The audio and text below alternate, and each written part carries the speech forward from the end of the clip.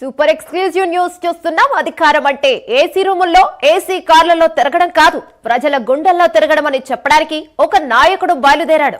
ఆయనే deputy CM Pawan Kalyan. తన సొంత నియోజకవర్గం పిఠాపురంలో ఆయన చేస్తున్న పర్యటన ఇప్పుడు రాజకీయాలకు కొత్త అర్థాన్ని చెబుతోంది. ఒకవైపు 211 కోట్ల రూపాయల అభివృద్ధి పనులకు శంకుస్థాపన చేస్తూనే ఇక మరోవైపు ఏసీ కారు ప్రోటోకాల్ పక్కన పెట్టి సామాన్యుడులా వీధుల్లో నడుస్తూ ప్రజల కష్టాలను స్వయంగా తెలుసుకుంటున్నారు.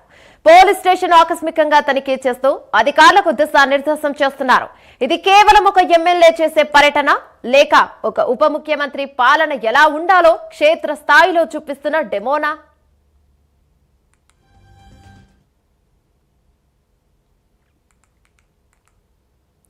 ఒక సామాన్య పౌరుడిలా ఇక గ్రామాలన్నీ పోలీస్ స్టేషన్లన్నీ తిరుగుతూ ఇక దిశానిర్దేశం చేస్తూ ఉన్నారు. ఆయన ఒక ఉప ముఖ్యమంత్రినా లేకపోతే ఎమ్మెల్యే చేసే పనులా ఇవి? ఇక దీనిపై మరింత సమాచారం మా కరెస్పాండెంట్ రాజ్ కుమార్ అందిస్తారు. రైట్ రాజ్ కుమార్, చెప్పండి.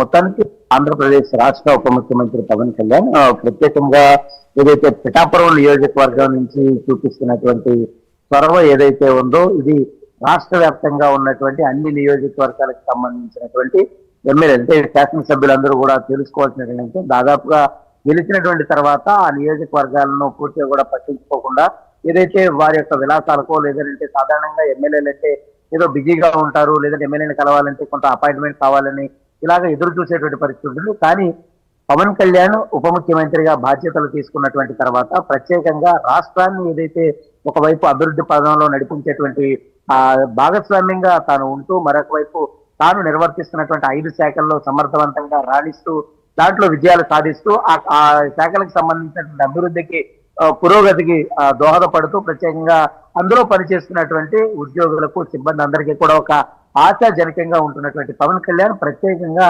అసలు తన నియోజకవర్గం నుంచి గెలుపొందినటువంటి తర్వాతనే తనకి ఇవన్నీ వచ్చాయి కాబట్టి ఆ నియోజకవర్గంలో కావాల్సినటువంటి మౌలిక సదుపాయాలు, ఆ నియోజకవర్గంలో కావాల్సినటువంటి కనీస అవసరాలు, ప్రతి ఒక్కరికి ఎలాంటి సమస్యలు ఉన్నాయి, నియోజకవర్గంగా చేయాల్సినటువంటి పనులు ఏమేమి ఉన్నాయి అనేటువంటి దానిపైన కూడా ప్రధానంగా డిప్యూటీ సీఎం పవన్ కళ్యాణ్ ప్రత్యేకమైనటువంటి ఫోకస్ చేసినటువంటి పరిస్థితి కనపడుతుంది. ప్రత్యేకంగా ఏదైతే ఆంధ్రప్రదేశ్ లో ఉప ముఖ్యమంత్రిగా బాధ్యతలు తీసుకున్నటువంటి తర్వాత నియోజకవర్గంలో ప్రత్యేకంగా ఒక మోడల్ నియోజకవర్గంగా తీర్చిదిద్దేందుకు ఉప ముఖ్యమంత్రి పవన్ కళ్యాణ్ ప్రత్యేకమైనటువంటి ఒక కార్యాచరణ తీసుకొచ్చారు.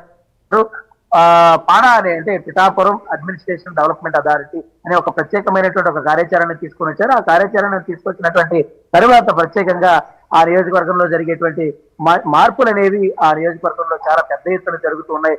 దాదాపుగా ఇప్పుడు సంక్రాంతి సంబరాల పేరుతో దాదాపుగా 250 కోట్ల పైచిలకు ఆ నియోజకవర్గానికి సంబంధించి కేటాయించడంతో పాటు పలు అభివృద్ధి కార్యక్రమాలకు శంకుస్థాపనతో పాటు ప్రత్యేకంగా ఆ నియోజకవర్గంలో ప్రజలు ఏం కోరుకున్నారు.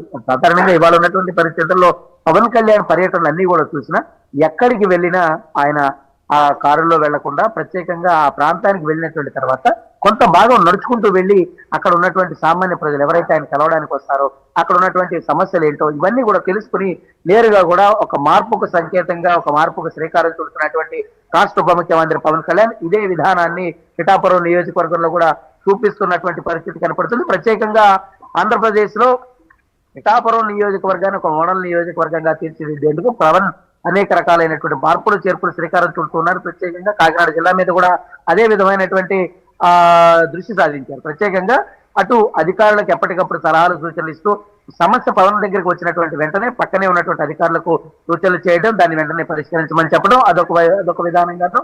మరొక వైపు ఇటు శంకుస్థాపనలు ఏదైతే అటు నిధులు కేటాయించడం, ఆయా ప్రాంతాల్లో కావాల్సినటువంటి మౌలిక సదుపాయాలకు శంకుస్థాపనలు చేయడం, మరొక వైపు ఏదైతే శాంతి భద్రతల విషయంలో పూర్తిగా అటు పోలీసులు వ్యవహరించాల్సినటువంటి పనితీరు, ఆ నియోజకవర్గంలో కావాల్సినటువంటి మెరుగైనటువంటి సౌకర్యాలు అన్నిటిపైన కూడా పవన్ కళ్యాణ్ ప్రత్యేకమైనటువంటి దృష్టి సాధించారంటే ఏ విధంగా పిఠాపురం నియోజకవర్గాన్ని ఆయన అభివృద్ధి చేయాలనే ఒక ఆకాంక్ష ఆయనకు ఉంది అనేది ప్రత్యేకంగా తెలుస్తూ మహిళలు పవన్ కళ్యాణ్ సాధారణంగా పురవీధుల్లో పిఠాపురం పురవీధుల్లో తిరుగుతూ వస్తున్నారు. ప్రత్యేకంగా నడుస్తూ వెళ్తుంటే మహిళలు ఆయన దగ్గరకు వచ్చి ప్రత్యేకంగా ఉప ముఖ్యమంత్రిగా మీరు ఉన్నారు, ఇలాంటి సమస్యలు ఉన్నాయంటే వెంటనే తక్షణమే అక్కడ ఉన్నటువంటి అధికారులతో చర్చించడం, వెంటనే ఆ సమస్యను పరిష్కరించడం, ఈ విధానానికి ఏదైతే నాంది పలికారు చాలా అనూహ్యమైనటువంటి స్పందన ఆ నియోజకవర్గ ప్రజలు ఇచ్చింది. ఎల్లప్పుడూ కూడా ఇలాంటి నాయకుడు ఈ రాష్ట్రానికి కావాలి, ఇలాంటి నాయకుడు ఎమ్మెల్యేగా ఉంటే ప్రజల యొక్క సమస్యలు బాగోగులు తీరుతా ఉంటాయి, ఇలాంటి నాయకుడు పిఠాపురం నియోజకవర్గానికి కావాలని వారందరూ కూడా ఆకాంక్షిస్తున్నారు. ఖచ్చితంగా రాబోయే రోజుల్లో వారు ఇంకా ఉన్నతమైనటువంటి స్థానంలో పవన్ కళ్యాణ్ చూడాలని వారందరూ కూడా ఆకాంక్షిస్తున్న పరిస్థితి కనపడుతుందని చెప్పుకోవచ్చు. Thank you Raj Kumar.